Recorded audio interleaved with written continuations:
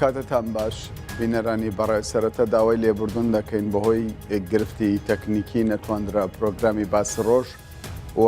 لە کاتی خۆیدا پێشکەش بکرێ برادەرانم لە کۆنتڕۆڵ دەڕێن میوان نەهاتبوو. تەوەری یەکەمی باسی ڕۆژمان تایبەت دەبێت بە کۆبنەوەی حزبە کوردستانیەکان لە شاری کەرکووک و لەو کۆبنەوەیەدا دواتر کۆنگرەیەکی ڕۆژنامەوانی ڕێکخرا تێیدا باس داوەکرا کەرکووک دەبێ بەشداری لە پرۆسی ڕیفراندۆم بکات لە هەرێمی کوردستان لە کاتێکدا ئەگەر لە هەرێمی کوردستان ئەنجام بدرێ بێگومان ئەمە تایبەت نییە تەنها بە کەرکووک هەموو ناوچە کوردستانیەکانی دەرەوەی ئیدارەی هەرێمی کوردستان ئەم بڕیارەی دەگرێتەوە. دیارە بەشێک لە پێکاتەکانی تورکمان بەشێک لە پێکاتەکانی عەرەب لە پارێزگای کەرکووک بۆ چوونی جیاوازیان هەیە سەبارەت بە ئەنجامدانی ڕیفراندۆم بۆ قسەکردن سەبارەت بە ڕەوشی نێوەخۆی کەرکووک و بەشداریکردنی پارێزگای کەرکووک لە پرۆسەی ڕیفراندۆم بە هاوبەشی لەگەڵ هەرێمی کوردستان بە شێوەیەکی ڕاستەوخۆ لە شاری کەرکووکەوە میوانداری بەڕێ سەلاح دەلۆ سەرۆکی ئەنجومەنی سەرکردایەتی پارتی دیموکراتی کوردستان لە کەرکووک گەرمیانمان کردووە. بەڕێ سەلاح دەلۆ بەخێر بێن. بۆ باسی ڕۆژ دیارە ینی ناوچە کێشە لە سەرەکان لە نێوان ئیدارەی هەولێر و بەغدا ماوەیەکی زۆرە، ینی ئەم ناوچانە بە هەڵبسێردراوی ماونەتەوە کێشەکانیان. ئێستا حزبە کوردستانیەکان و تەنانەت ئەنجومەنی پارێزگای کەرکووک بڕیار لەوە دەدا کە پارێزگای کەرکووکیش بەشداری لە پرۆسەی ڕیفراندۆم بکات. پرسیاری من ئەوەیە تاوکو ئێستا چارەنووسی کەرکووک یەکلایی نەبۆتەوە بە پێی دەستوری عێراق دەکرێ بڕیارێکی لەم شێوەیە بدرێ و شەرعیەت هەڵگرێ؟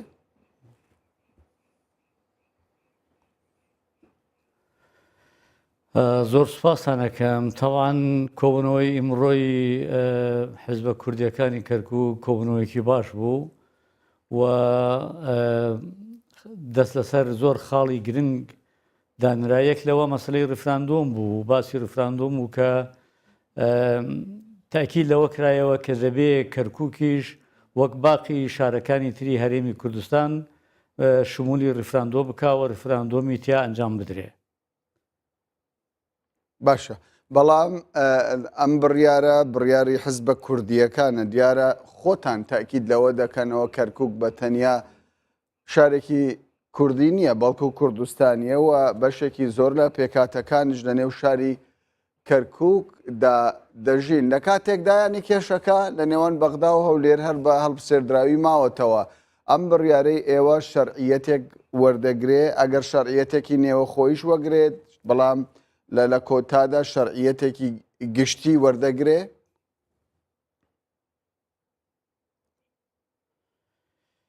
بێگومان ئەم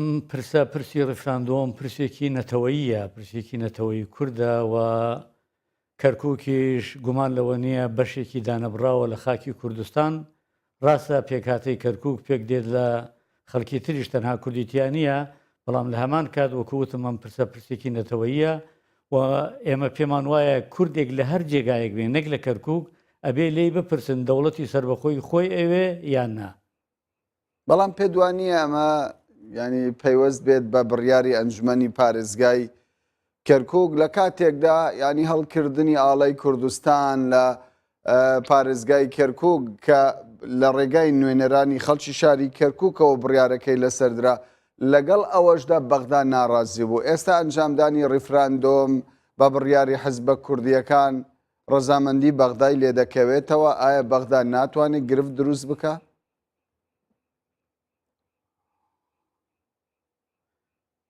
ئەزانی حەقیقەتێکە ئێمە ئەوە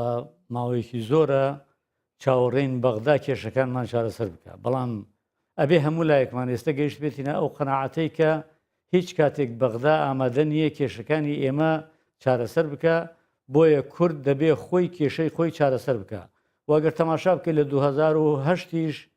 ئەنجومەنی پارێزگای کەرکووک بڕیاریدا کە کەرکووک بگەڕێتەوە سەر هەرێمی کوردستان، بەڵام دیارە تا ئێستاکە جێبەجێ نەکراوە. من تاکید دەکەمەوە ئێمە هیچ کاتێک نابێت چاوەڕێی ئەوە بین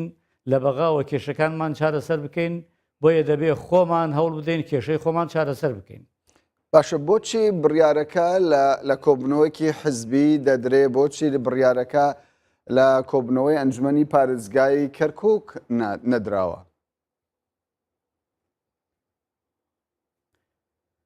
ئەنجومەنی پارێزگای کەرکووکیش تاکیدی لە ڕیفراندۆم کردوتەوە و داوای کردووە ڕیفراندۆم لە کەرکووکیش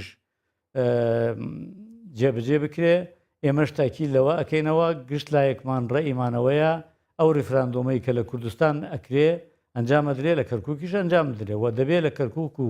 ناوچەکانی تریش نەکەر کەرکووک لە مەندەلی لە خانەقین لە شوێنەکانی تر لە شنگال لەو شوێنانەی کە ناویان ئەوەیە کە کوردستانن و لە دەرەوەی ئیدارەی هەرێمی کوردستانن دەبێت ئەنجام بدرێت چونکە ئەگەر ئەنجام نەدرێ ئەو خەڵکە یعنی چی ئومێدی بەچی ببێ. باشە بەڵام بەڕێ سەلاح دەلۆ وەک دەزانرێ ینی تاوەکو ئێستا بەشێکی زۆری خاک لە سنووری پارێزگای کەرکووک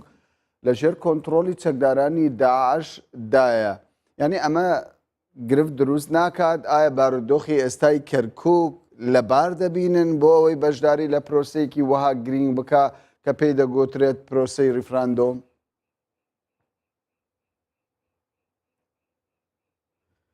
بارودۆخی کەرکووک ئەگەر تەماشا بکەین ئێستا لەگەڵ ڕابردوو لە ڕووی ئەمنیەوە زۆر فەرقی کردووە. ڕاستە داعش هێزی لەو ناوە ماوە بەڵام هێزێکی کاریگەریان نەماوە، هێزی شەڕکەریان نییە. ئیستاکە ئەگەر ڕێک بکەون لەوانەیە هەر هێزی پێشمەرگەی کوردستان بتوانێت ئەو ناوە بەباشی کۆنتترۆل بکاتەوە. بەڵام حقیقەتێکەیە ئەگەر تەماشا بکەین لە ڕابردوش هەڵبژاردن لە کەرکووک کرا ئەو کاتە ناحەی ئەمنی کەرکووک زۆر خراپ بوو، زۆر خراپتر بوو لە ئێستاکە و هەڵبژاردنیش ئەنجام درا و هیچیش نەبوو. ئیسێش ئێمە پێمان وایە ئەو ڕاپرسیە دەکرێت لە کەرکووکیش ئەنجام بدرێت لەو شوێنانش ئەنجام درێت کە پێویستن هیچیش نابێت. باشە با ئەمە لەوە تێبگەین ئێوە باز لە پارێزگای کەرکووک دەکەن لە هەمان کاتیشدا باز دەوە دەکەن کە کورد لە هەر شوێنێکی باشووری کوردستان بێ لە عێراق بێ مافی ئەوەی هەیە بەشداری لە پرۆسەی ریفراندۆم بکە. ئەو بۆ مانایە نایەت ینی عەرەبەکان تروکمانەکان کە ئەوانەی خۆیان بە کوردستانی دەزانن مافی ئەوەیان نەبێ بەشداری لە پرۆسەکە بکەن؟ جا بۆ مافیان نییە گەر بتوانن بەشداری بکەن ڕەنگە هیچ مشکلەیەک نەبێ گەر ئەوانە بتوانن بەشداری بکەن. بەڵام حقیقەتێکی شەیە ئەوەش ئەبێ هەموو لایەکمان بزانین تورکمان برایانی عەرەب مەسیحی لێرە لەم شارە بریتین نین لەوانەی کە لە تیڤەکان و لە ئاژانسەکانەوە قساکەن و دژایەتی کورد و ریفراندۆم ئەوان ناکەن. خەڵکی کەرکووک خەڵکێکی ئاشتی خوازە، خەڵکێکە حەزی لە ژیانە. ئەگەر تەماشا بکەیت لە چەند ڕۆژی سەرەتایی هەڵدانی ئاڵای کوردستان جەبهەی تورکمانی داوای کرد لە هەموو ئەفو لە هەموو تورکمانەکان کە دوکان داخەن و لە ماڵەکانی خۆیان ێنە دەرەوە بەڵام خەڵک بە قسەیانی نەکرد و دوکانیانیش دانەخست و هیچ شتێکیش نەبوو. بۆیە تاکی دەکەمەوە خەڵکی شاری کەرکووک حەزی لە پێکەوە ژیانە، حەزەکە بژێ بەخۆشی. ئێمەیش ئەوەمانەوێت و ئێمەش ئەمڕۆ لە کۆبوونەوەی خۆمان تاکیدمان لەوە کردوتەوە لیژنەیەکیشمان تەشکیل کردو بۆ ئەوەی کە لە چەند ڕۆژی داهاتوو بچێ سەردانی پێکاتەکان بکە و دڵنیاییان بداتێ کە ئێمەش وەکو ئەوان حەزمان لە پێکەوە ژیانە و هەوڵە دەین پێکەوە بەخۆشی و بە ئاشتی لەم شارە بژین. باشە کەوایە هەر عەرەبەیەک یاخود هەر تروکمانێک کە لە سنووری پارێزگای کەرکووک بژێ مافی ئەوەی دەبێ بەشداری لە پرۆسەی دەنگدانی هەڵبژاردنەکان بۆ ریفراندۆم بکات. من لە ڕووی یاساییەوە ئەوەیان نازانم ئەوانە ئەتوانن لە پرۆسەی ریفراندۆم بەشداری بکەن یان نا، بەڵام من تاکی دەکەمەوە کە خەڵکی شاری کەرکووک خەڵکێکی ئاشتی خوازە و خەڵکێکە حەزی لە ژیانی خۆش و حەزی لە پێکەوە ژیانە. باشە بەڵام ئێوە مەبدەئی ینی لەگەڵ ئەوەن تروکمانێک بەشداری لە پرۆسی ریفراندۆم بکە، عەرەبێک کە ینی عەرەبی ئەسیل وەکو دەگوترێت کاوانەی باب و باپیرانیان لە کەرکووک بووە مافی ئەوەیان پێدەدرێ بەشداری لە پرۆسەیەک بکەن کە پەیوەندیدارە بە ئایندەیان.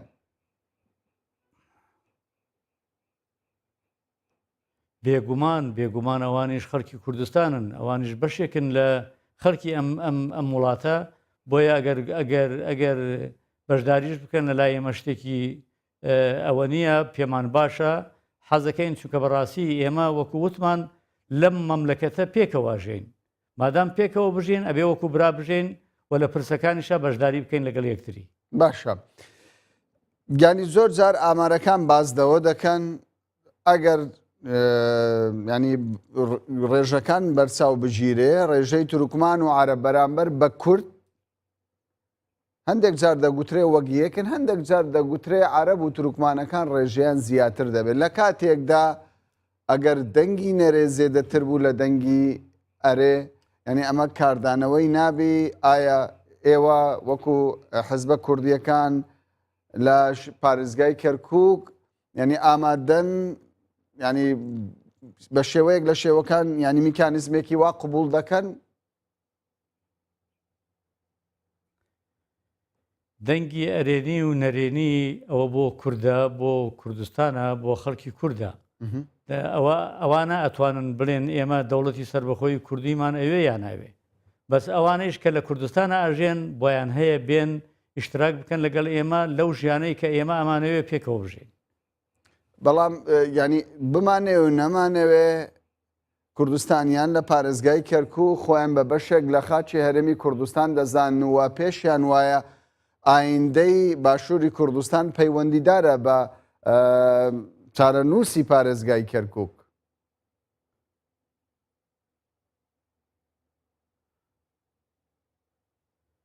بێگومان ئەوەی کە جەنابەت باسیەکەی هەروایە، خەڵکی کەرکووک، خەڵکی ئەو ناوچانەی کە ئێستاکە ئێمە باسمان کرد، هەمویان ئێستا ئامادەی خۆیان دەربڕیەوە بۆ ئەوەی کە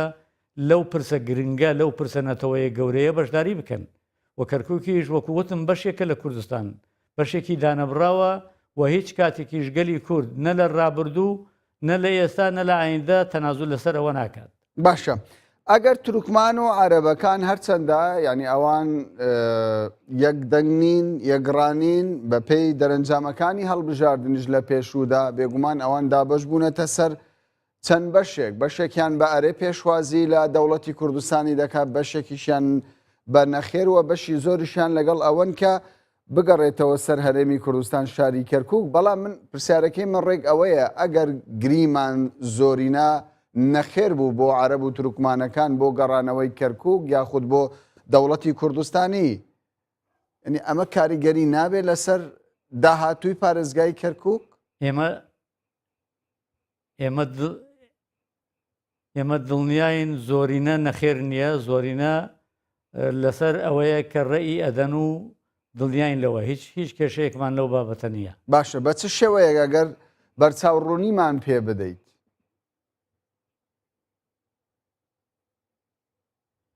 بەرچاوڕوونی ئێمە ئەوەیە لە هەموو بارودۆخێک ئەگە تو تەماشای مێژووی شاری کەرکووک و کورد بکەی لە کەرکووک، لە هەموو کاتێکە لە پەنجاکان، لە شەستەکان، لە حەفتاکان، لە ساڵی حەفتایش دوای بەیان 11,000 هەموو کاتێک سەر ڕای ئەو دەربەدەرکردنەی کە کورد هەمیشە دەربەدەر کراوە، لە زێدی خۆی دەرکراوە، هەمیشە کورد لە پێکاتەکانی تر لە کەرکووک زۆرتر بووە، ئێستایش لە پێکاتەکانی تر لە کەرکووک زۆرترە. من ئەو عەرەبانە ناڵێم کە لە کاتی خۆی سەدام حوسێن هێنایەنی یان لەم دوایە بە ناوی ئاوارەبوون و هاتوونەتە کەرکووک دانیشتون. ئێمە باس لە عەرەبی ڕەسەنەکەین و خەڵکی تورکمان و مەسیحیەکان کامانە ڕەسەنن لە کەرکووک. ئێمە ئەکید وەکو کورد لە پێکاتەکانی شاری کەرکووک هەمیشە زیاتر بووینە و ئێستاش زیاترین. باشە، بەڕێز سەلاحەتدەڵۆ، بەجددی ئێوە دیراسەی ئەو بڕیارەتان کردووە کە دەڵێن دەبێت ڕیفراندۆم ئەنجام بدرێ، بەرچاوڕوونی ئێوە تەواو هەیە لەوەی چێ بەشداری لە پرۆسەی ڕیفراندۆم بکات، چێ مافی دەبێت، چێ مافی نابێ؟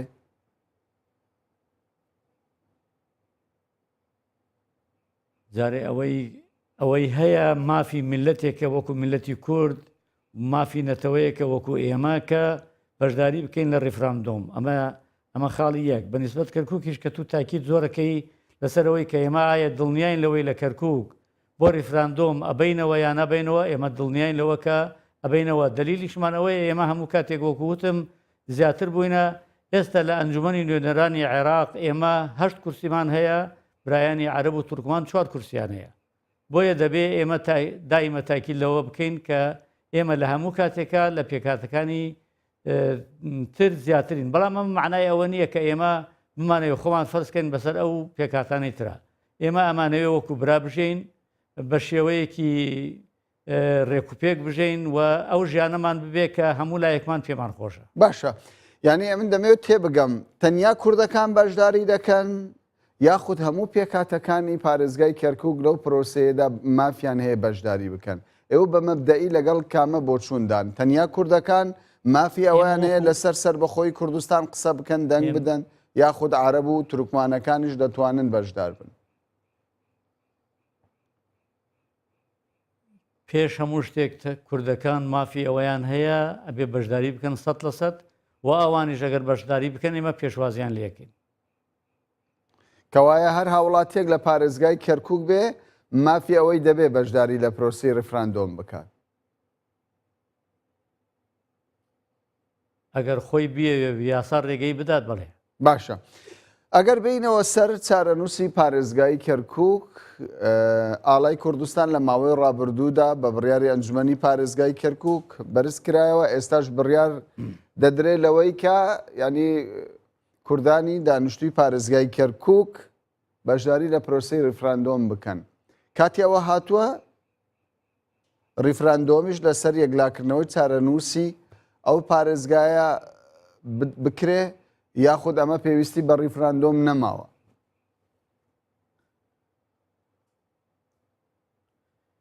کاکە کامەران، ئەگەر تو تەماشای ڕابردوو بکەیت و تەماشاکە لە 2023ەوە ئاڵای کوردستان لەسەر بیناکانی کەرکووک هەیە. جارێ ئەوە لە نێمە زیاتر لە 300 مەدرسەی کوردیمان هەیە، ئەمە ئاڵای لەسەر بووە. ئەحزابی کوردی چەندی لە کەرکووک بووە و مەقەڕاتی هەیە، هەمووی ئاڵای لەسەر بووە. مەسلەی ئاڵا بڕاوەتەوە و کۆتایی هاتووە و مەسلەی ڕیفراندۆمیش مەسلەی وەکووتم گەلێکی ستەمدیدەی وەکو میلەتی ئێمەیە. حەقی خۆمانە ئێمە لە کوردستان ڕیفراندۆم بکەین و لەو شوێنانەش ڕیفراندۆم بکەین کە زۆرینەی کوردن و کوردستانن. باشە، دوا پرسیارم بەوە کۆتایی دێنم بەڕە سەلاح دەلۆ. هەرچەندە تاوکو ئێستا کاتی ئەنجامدانی پرۆسەی ڕیفراندۆم لە هەرێمی کوردستان دیاری نەکراوە، بەڵام عەلەل ئەکسەر بازدەوە دەکرێت لە ماوەی 5 مانگی داهاتوودا لە دوای مانگی ئابەوە 8ەوە. کەرکووک ئامادە دەبێ بۆ ئەم پرۆسەیە؟ بێگومان ینی لە ماوەی چەند هەر کاتێک بڕیار بدرێت کەرکووکیش ئامادەیە لە ڕووی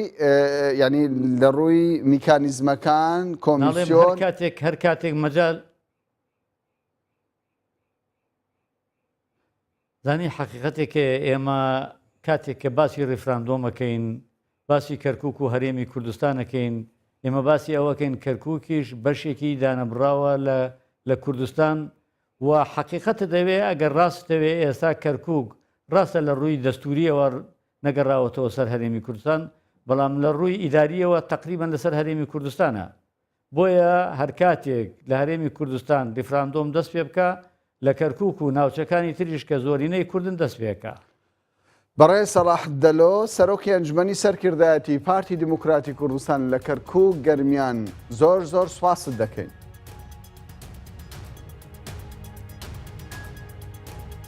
بژی برام. بەڕێزان کەمێکی دیکە میوانداری عومەر عینایەت ئەندامی پەرلەمان و هەڵسوڕاوی بزوتنەوەی گۆڕان دەکەین. ئێستا دەچینە پشوێک و دواتر دەگەڕێینەوە خزمەتتان.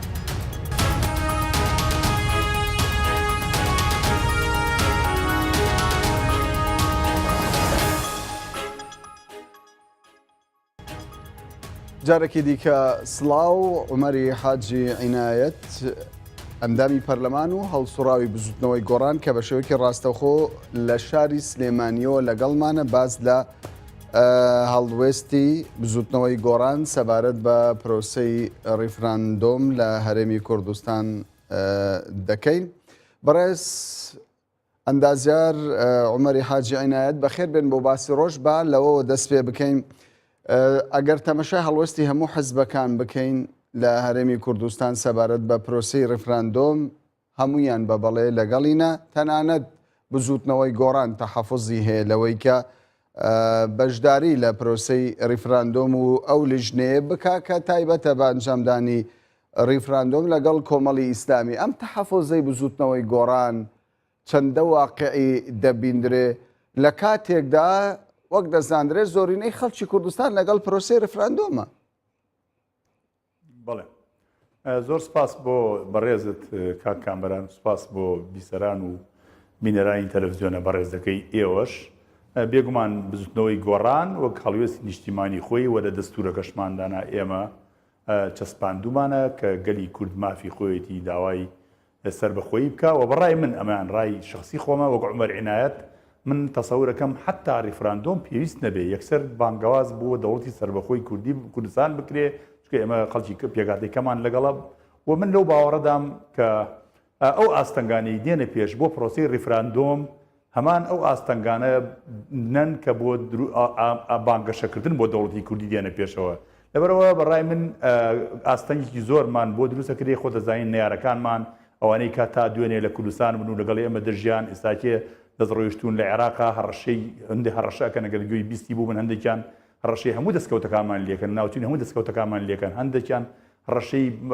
اقتصادیمان لێکن هەندێکیان دەروجیرانمان لێ ئانەدەن هەندێک بەهۆی دەروجیرانەوە هەڕەشەمان لێکە هەندێک دەروجیران هانی ئەدەن. لەبەرەوە ئێمە وەکو بزوتنەوەی گۆڕان بێگومان لەگەڵ یەک ریزی نیشتیمانین و ئێمەین داخۆکی کەری یەک ریزی نیشتیمانی لە هەرێمی کوردستانە بەڵام ئێمە وەک بزوتنەوەی گۆڕان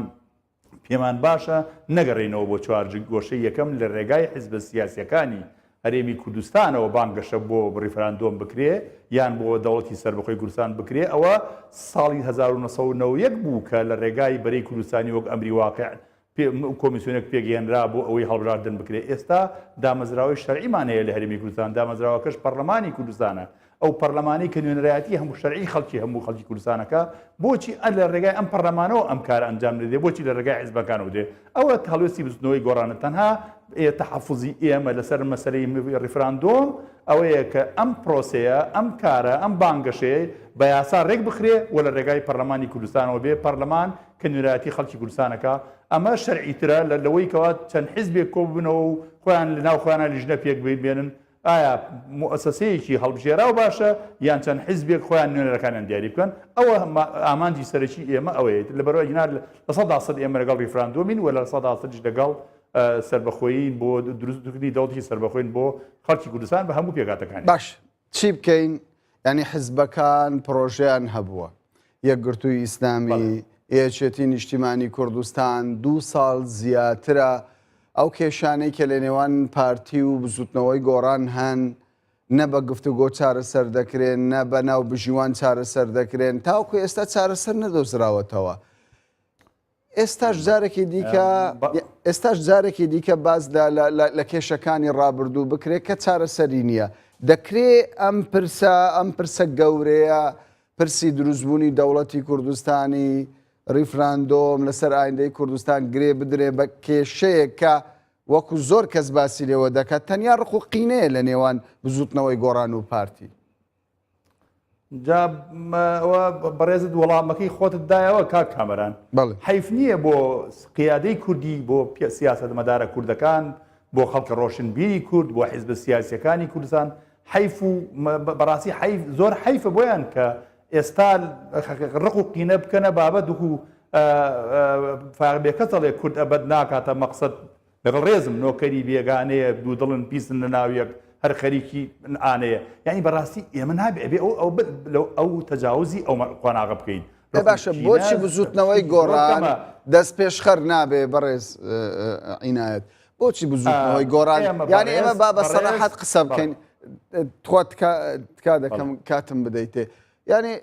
بۆچی ینی بزوتنەوەی گۆڕان سازش ناکات یعنی بزوتنەوەی گۆڕان لە سەرەتای دامەزراندنیەوە هەر لە سەرەتادا دژی پەرلەمانی کوردستان و پەرلەمان بە حزبی کرایە و کۆمەڵێک دروشمی گەورەی هەبوو. ئێستا ینی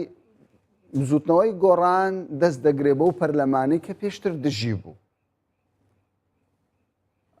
بزوتنەوەی گۆڕان دژی پەرلەمان نەبووە بزوتنەوەی گۆڕان دژی بە حیزبیکردنی پەرلەمان بووە. بەعکسەوە ئەو کاتێک کە بزوتنەوەی گۆڕان سەرۆکایەتی پەرلەمانی گرتە دەست ئەو پەرلەمانە بووە پەرلەمانێکی چاراک لە هەرێمی کوردستانە بستنەوەی گۆڕان بە هیچ جۆرێ گفتوگوی ڕەت نەکردووە ئێمە چاوەڕێی ئێمە دەستپێشخەریەکی بەڕێز مەسعود بارزانی دەستپێشخەری کرد بۆ ئێمە و بۆ هەموو حیزبە کوردستانیەکان نوێنەریان هات و پەیمان وابوو کەەوە ئەوان هەڵسەنگاندن بکەن بۆ چوونەکانی یەک لایەنە سیاسەکان لە هەرێمی کوردستانە و ئێمە چاوەڕێی وەڵامەکانی بەڕێز مەسعود بارزانی بووین بۆ کە بێتەوە بۆ جەولەی دووەم بزوتنەوەی گۆڕان دەرگایەوە ئەوانەیدا نەخستووە ئێمە بەعکسەوە ئێمەین چاوەڕێین کە برادران لە پارتی دیموکراتی کوردستان بێنەوە پێمان بڵێن کاکە دەرەنجامی جەولەی یەکەمان لە گفتوگۆکان لەگەڵ ئێوە ئەمە بوو و ئەمەش پرۆژەی ئێمەیە بۆی ئەمە ڕاستەخۆ گفتوگان بەعکسەوە ئێمە دەسەرەتاوە باسی ئەومانە کرد جەناب دەڵێ بزوتنەوەی گۆڕان سازش ناکا ئێمە دەسەرەتاوە باسی ئەومانە کرد کە ئێمە بە هیچ جۆرێک سازش ناکەین ئیلا بارودۆخەکە نەگەرێتەوە بۆ بارودۆخی طبیعی خۆی بەڵام کاتێک جەنابی مەسعود بارزانی ئەو مبادرەی کرد ئێمەش وازمان لە داخوازێکی خۆمان هێنا و قبولمان کرد وەفدی پارتی دیموکراتی کوردستان بێتە لامان و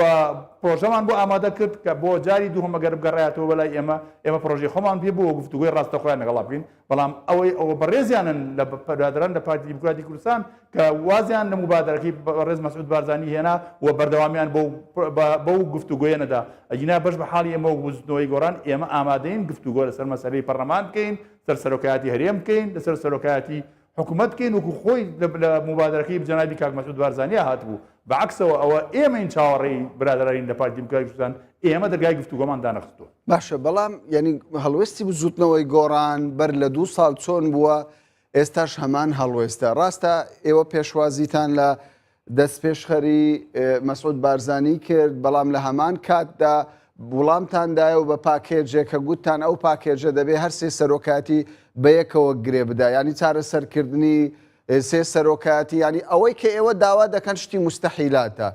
ینی بۆچی بزوتنەوەی گۆڕان لە کاتێکدا لە دروشمەکانی زۆر جار باسی لەوە دەکرد کە ساتیەکان لە لای ئێمە پیرۆز نییە ئێمە سیستەممان بەلاوە گرینگە بۆ دەست بەرداری دکتۆر یوسف محەممەد نابێ ئەگەر ئەوەندە دەخوازێ پەرلەمانی کوردستان کارە بکرێتەوە دەخوازێ لە پەرلەمانەوە بڕیارەکان بۆ ریفراندۆم و چارەنووسی هەرێمی کوردستان بدرێ کەوایە بۆچی بزوتنەوەی گۆڕان دەستبەرداری دکتۆر یوسف نابێ خۆ یعنی چی دەبێت کەسێکی دیکە بەڕێزێکی وەکو جەنابتان ببێت بە سەرۆکی پەرلەمان بەڵێ من بۆی وەڵامێکی زۆر سەریحی جەناب بدەمەوە بەڕێز دکتۆر یوسف سەرۆکێکی پەرلەمانی شەرعیە هیچ مخالفەیەشی نەکردووە بزوتنەوەی گۆڕان بۆچی واز لە سەرۆکی پەرلەمانی شەرعی بێنێت لە کاتێکا بەڕێز مەسعود بارزانی سەرۆکێکی ماوە بەسەر چووە ئەمە پرسیارەکە لێ رابگرێتەوە و مبادرەکە مبادری ئێمە نەبوو پاکێجەکە پاکێجی بەڕێز مەسعود بارزانی خۆی بوو کەوتی هەر سێ سەرۆکایەتەکە گۆڕانکاری تیا بکرێ و من ئامادەم واز لە پۆستەکەی خۆم بێنم ئەوە مبادری جەنابێتی مبادری ئێمە نەبووە داخوازی ئێمە نەبووە ئێمە لەگەڵ ئامادە بووین بەم شێوەیە گفتوگۆ لەگەڵ بکەین دەستکاری هەرسێ سەرۆکایەتەکە بکرێ بە مەرجێک دەسەڵاتەکانی سەرۆکی هەرێمی کوردستان کەم بکرێتەوە و سەرۆکی هەرێمی کوردستان کەم بکرێتەوە و سەرۆکی هەرێمی کوردستان لە ناو پەرلەمانەوە هەڵبژێرێ ئێمە حتا ئامادە بووین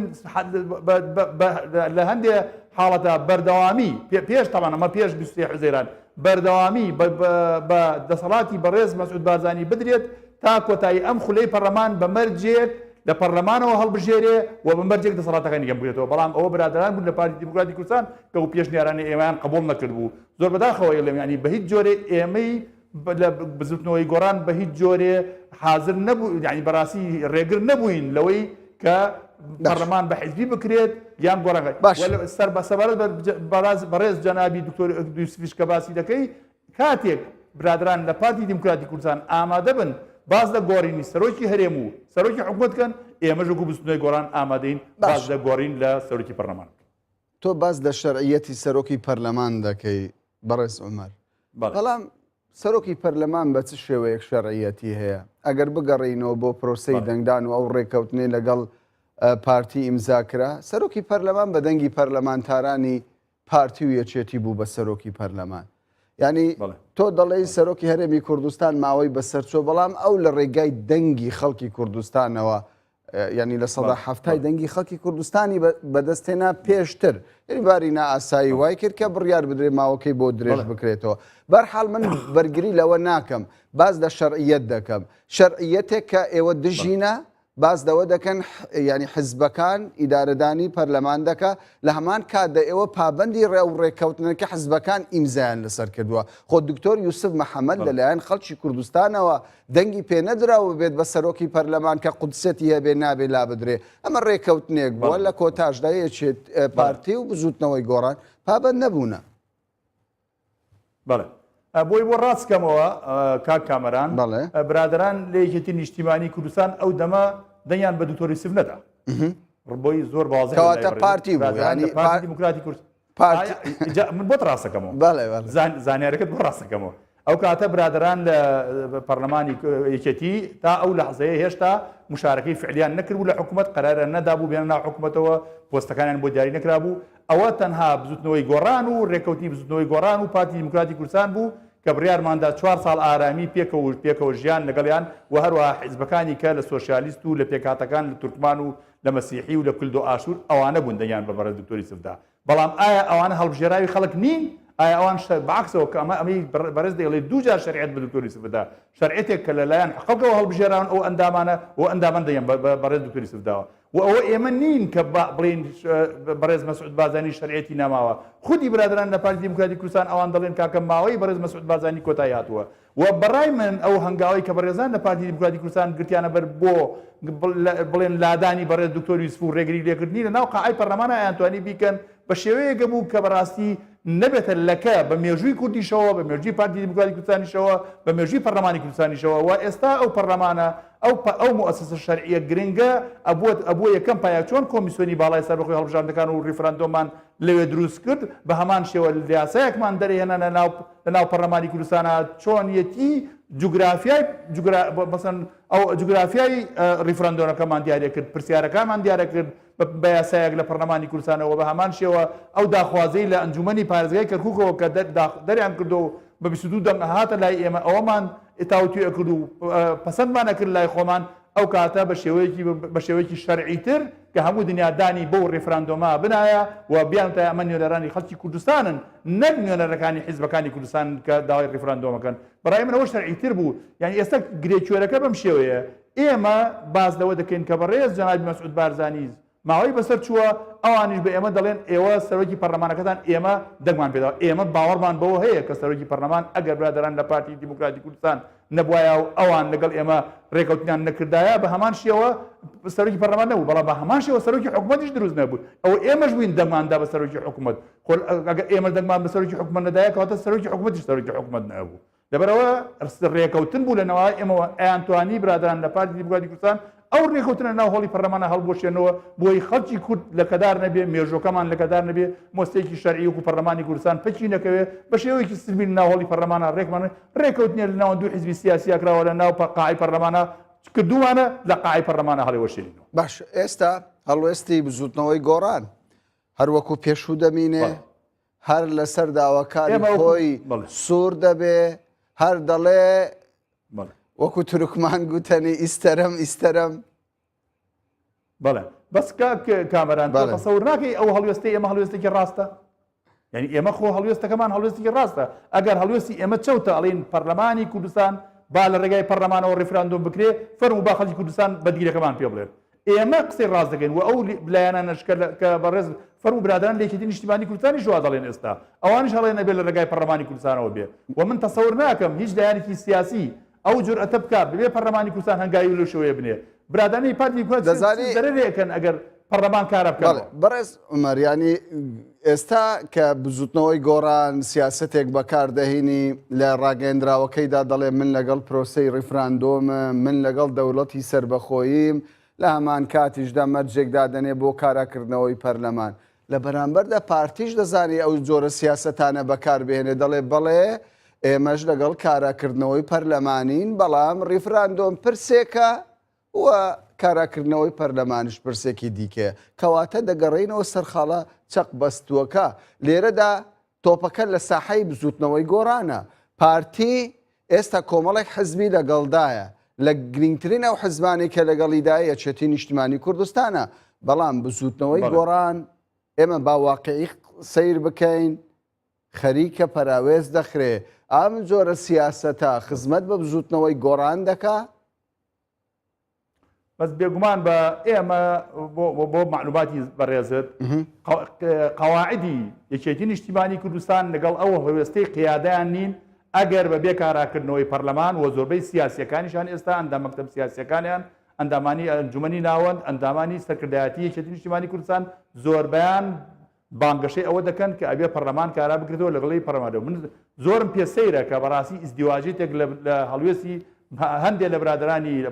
یەکێتی نیشتیمانی کوردستان دروست بووە لە هەولێر قسەیە دەکەن و دێنەوە لە سلێمانی قسەیە دەکەن لە ئەنجومەنی ناوەند و ئەنجومەنی سەرکردایەتی قسەیە دەکەن کاتێک کۆبوونەوە پارتی دیموکراتی کوردستان قسەکەن بەڕاستی بەم شێوەیە ناڕوا بەڕێوە بۆیە زۆر سەریح بین لەگەڵ یەکتر دژمنمان زۆرە خود دژمنی زۆرە تکایە تکاکەم کا کامران ملەتی ئێمە هیچ ملەتێ بەقەدەر ئێمە دژمنی نییە و خۆشمان خەریکی ئەبین بە دژمن لە ناو بۆ خۆمان ینی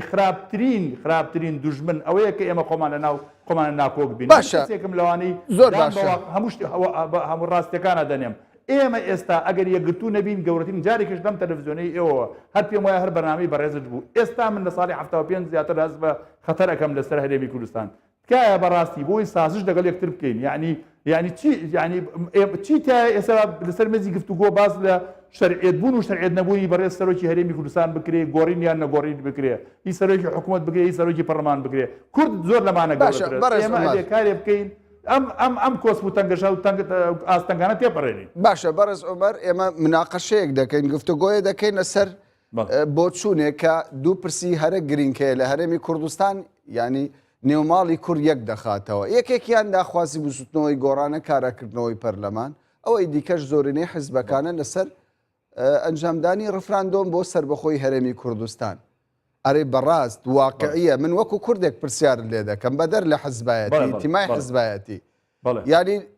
دوو بژاردە لە دەستی خەڵکی کوردستان هەیە یەکێکیان سربەخۆی و ڕیفراندۆم ئەوەی دیکەی کاراکردنەوەی پەرلەمان لە زۆربەی وڵاتان کە دەوڵەتی تێدا دروستکرایە ینی کۆسۆڤۆ ئیسرائیل پەرلەمان نەبووە وجودی نەبووە حزبێک بڕیاری داوە ینی دەکرێت ئێمە سربەخۆی و ڕفراندۆم بە قوربانی پەرلەمانێک بکەین کە ینی لەوانەیە قسەکەشم زۆر بوو وەستێ بەزئیتر هەر دەیکەم خەڵکی کوردستان نوێنەری خۆیان لە نێو پەرلەمان نابینەوە خەڵکی کوردستان دەنگیان بە حزبەکان داوە بە پەرلەمانتارەکان نەداوە بۆچی ئێوە سوور دەبن لەسەر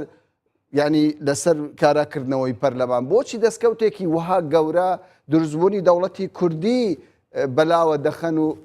کاراکردنەوەی پەرلەمان دەکەنە ئەولەویەت جارە ئێمە دروستبوونی دەوڵەتی کوردی بەلاوە ناخەین بەعکسەوە دروستبوونی پەرلەمانی کوردستان هەنگاوێکە بۆ دروستبوونی دەوڵەتی کوردی ئایا ڕیفراندۆمێ بە پشتیوانی پەرلەمان بەهێزترە یان ڕیفراندۆمێ بێ پەرلەمان ئێمە ڕیفراندۆرێکمان دەوێت لە خلالی پەرلەمانی کوردستانەوە بێ ڕیفراندۆمێکمان ناوێت لە خلالی حیزبەکانی کوردستانەوە بێ بە بزنەوەی گۆڕانیشەوە هەدەف و ئامانجی سەرەکی ئێمە ئەوەیە